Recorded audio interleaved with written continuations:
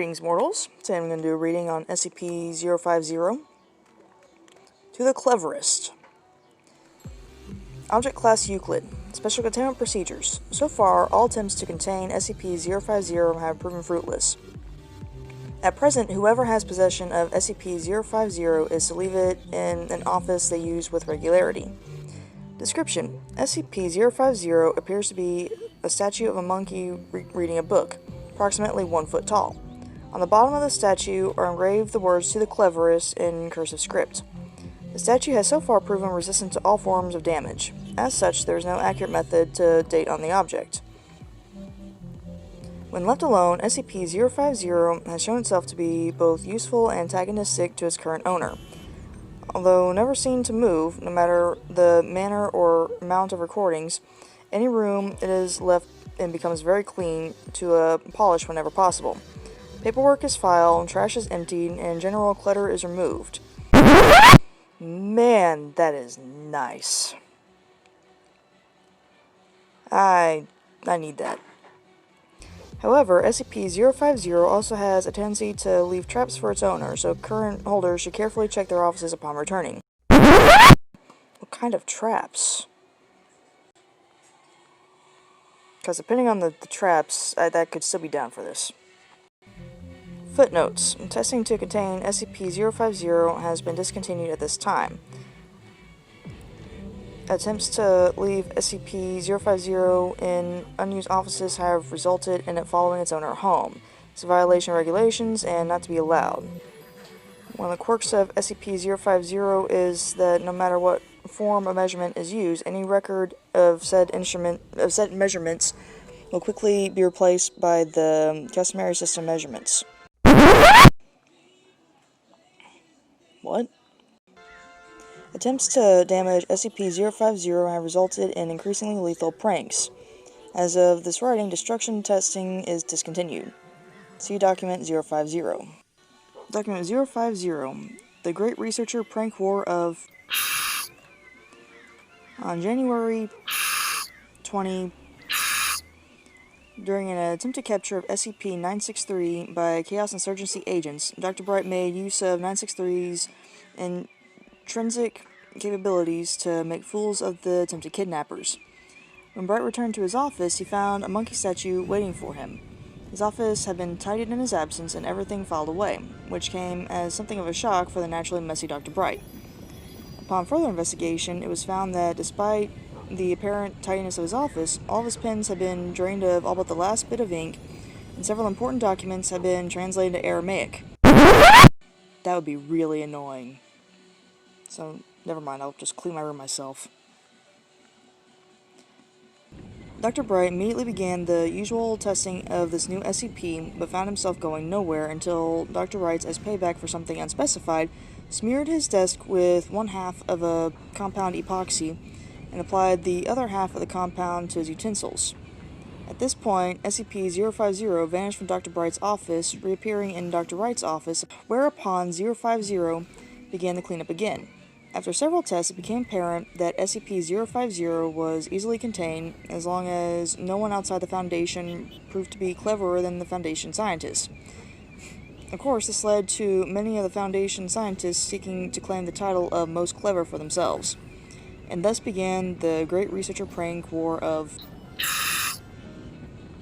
Memorandum 050-A. Logo 05. Entry 1.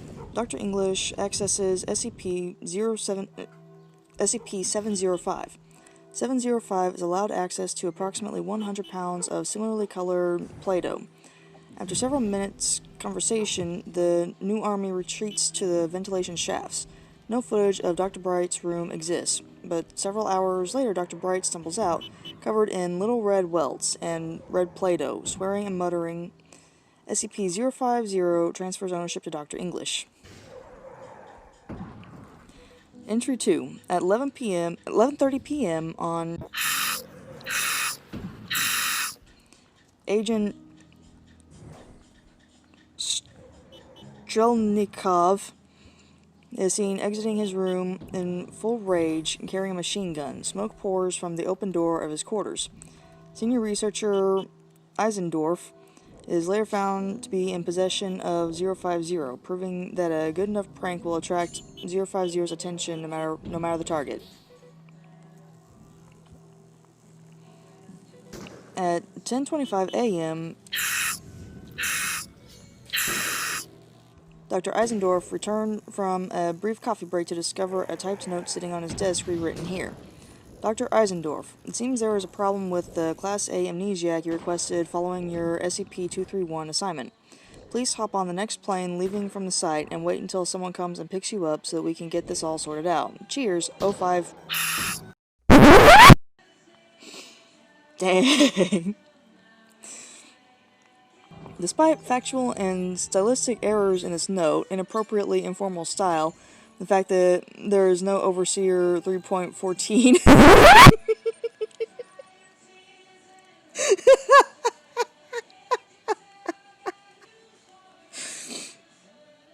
Dr. Eisendorf apparently took the note seriously and became highly distressed. Dr. Eisendorf boarded the next airplane leaving Site 23, which turned out to be a regularly scheduled flight traveling to Site 19. Dr. Eisendorf apparently did not realize this until landing, at which point he still waited over 8 hours outside the site before a guard found him and asked him what he was doing. Dr. Eisendorf soon confirmed that he had never been assigned to SCP-231 and quickly worked out what had happened. SCP-050 was observed in the office of Dr. Kondraki later that same day. Entry 4. At 7:28 p.m. 2009, Dr. Kondraki was called away by Assistant Researcher House under the pretense of a SCP-173 containment breach. Security cameras recover footage of the ensuing prank.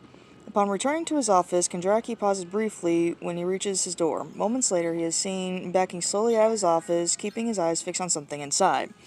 It was later revealed that Dr. Cald had placed a replica of SCP-173 in Kondraki's office, positioned in such a way that it faced the door, establishing eye contact with whoever might enter the room. Kondraki continued to retreat until slipping on a hitherto unnoticed puddle of cooking oil. Man, that had to be a terrifying moment. The replica of SCP-173, made from wireframe, paper mache, and spray paint, was relocated to Dr. Joseph Cald's office, shortly followed by SCP-050.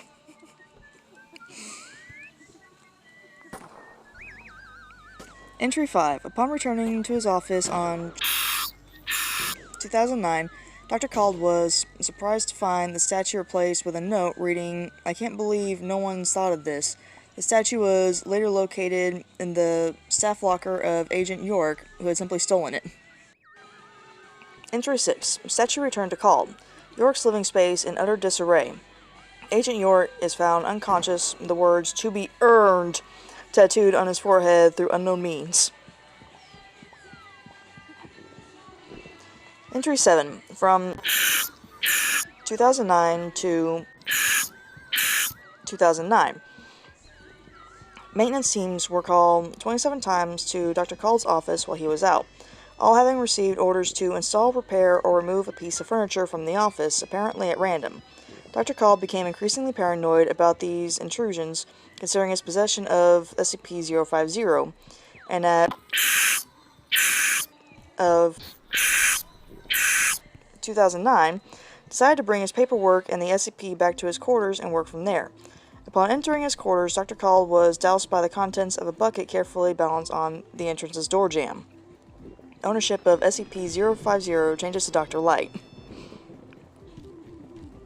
Entry 8. On 2009, Dr. Coleman was seen pinning a notice to the break room notice board which read, "Due to the effects of SCP, all personnel who have received an amnesiac of any kind within the past 6 months are required to report to Dr. Light immediately."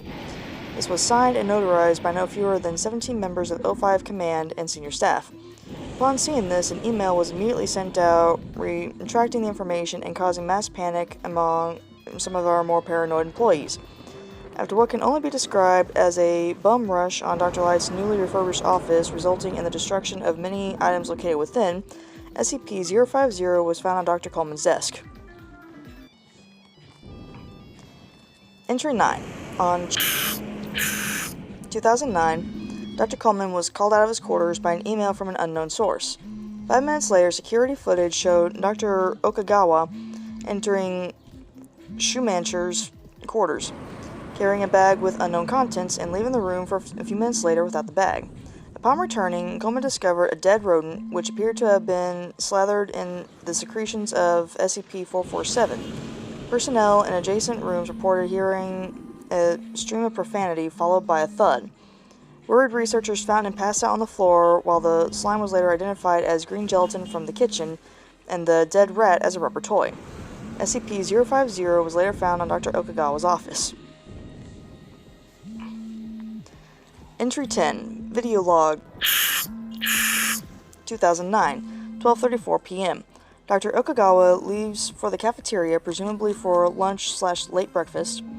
Researcher Chepelsky is seen entering Okagawa's office, carrying several testing vials, and SCP left the office 5 minutes later, closing the door behind him rather hurriedly. Okagawa returns 10 minutes later, opens the door, and is snagged by a large tentacle which pulls him into the office and shuts the door behind him. And some hentai up there. A security team is dispatched to Okagawa's office and discovers him entangled by a giant squid. Yeah, entangled. The team is seen trying to neutralize the cephalopod and free Okagawa. The animal's remains were subsequently destroyed. SCP-050 has been located in researcher Chepelsky's office. Entry 11. Entry 11-1. On 2012, researcher Chepelsky came into work at approximately 0800 hours and promptly received a pie in the face, courtesy of Project Director Jones. SCP-050 was found on Project Director Jones' desk later that afternoon. What? That wasn't original at all! Dr. Bright. Entry 11-2. On 2012, Project Director Jones reported to his post researching SCP. Upon entering the facility, he was met by researcher Chepelsky, who threw 2 pies at his face. SCP-050 was found in researcher Chepelsky's office 10 minutes later. Entry 11-3. On 2012, Chepelsky entered his office to find Project Director Jones waiting for him with 3 pies, which he promptly threw at the researcher's face. SCP-050 appears in Jones' workplace that evening. Guys, I think we broke it. Project Director Jones. Entry 11-4. In the middle of the workday, Dr. Bright entered Jones' research lab with 4 pies, which he threw in his face. As he was leaving, security footage records him saying, "This better not fucking work." SCP-050 was on Dr. Bright's desk upon his return. Notes. God damn it! Dr. Bright. Okay, no more fucking pies, alright? Project Director Jones. Entry $and. On 2012, an error occurred in the Foundation main database, reassigning System Technician Kent to Squad DEA #and at stopping. I am not reading that out loud. I put words on the screen for y'all to read anyway, so it's there.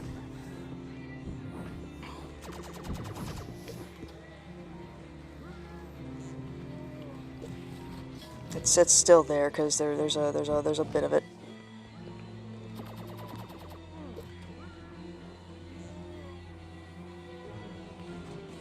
Like, I stutter on this crap enough as it is. Just know.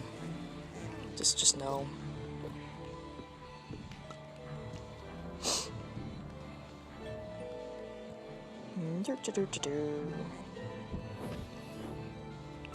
System Technician Kent was returned to Site-23 largely unharmed. SCP-050 was discovered sitting by a hard drive heavily infected with SCP-732, with the statue seeming to consider the virus its new owner.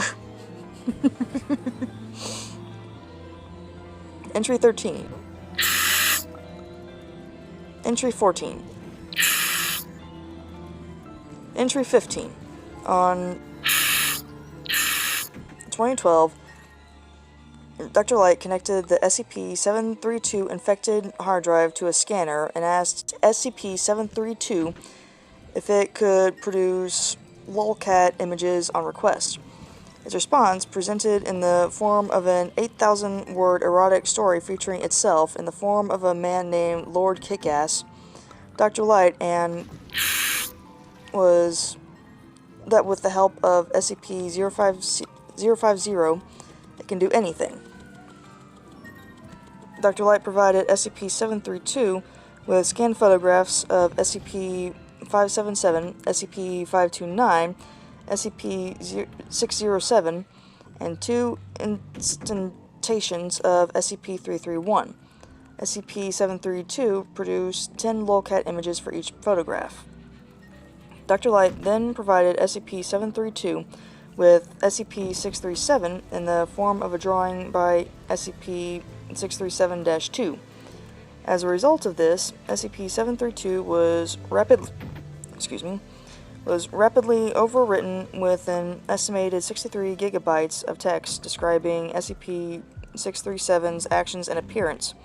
Whether this information could have filled all available computer memory is unknown, as the last actions of the Lord Kickass instantation were to induce total mechanical failure to its hard drive, accompanied by catastrophic, uncontrolled oxidation.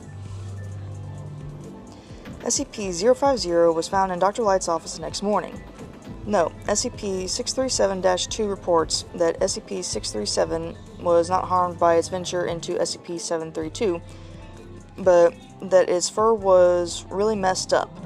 Note: other copies of SCP-732 seem unaffected by the suicide of Lord Kickass. Okay. I guess that's all there is on that one. So, that was real loud. I wonder if you guys heard that. So until next time.